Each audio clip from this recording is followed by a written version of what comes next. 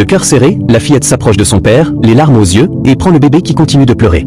Mais loin d'être découragé, le marabout éclate de rire et hurle d'une voix terrifiante. « Donne-moi le bébé immédiatement !» La fillette, avec une force incroyable pour son jeune âge, refuse de céder et pose l'enfant sur le canapé pour le protéger. Elle se met ensuite devant lui, prête à tout affronter, la Bible fermement serrée dans ses mains. Le marabout insiste encore, répétant avec rage « Donne-moi le bébé !» Mais elle refuse encore et encore.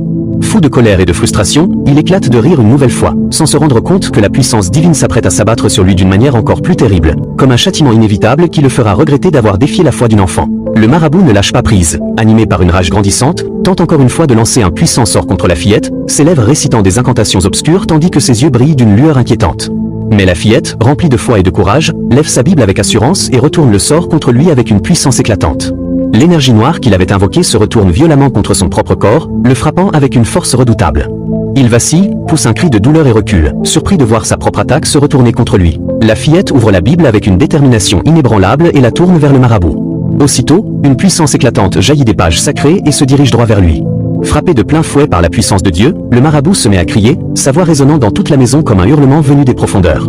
Son corps tremble, ses yeux se remplissent de terreur et il recule en vain, incapable de résister à cette force divine.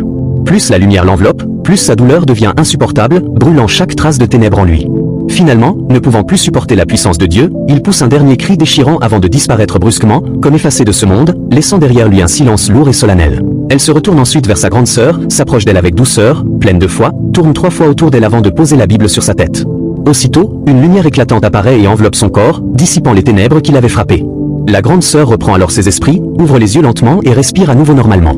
La fillette, sans perdre de temps, se tourne ensuite vers son père, refait les mêmes gestes avec la même détermination et pose la Bible sur sa tête.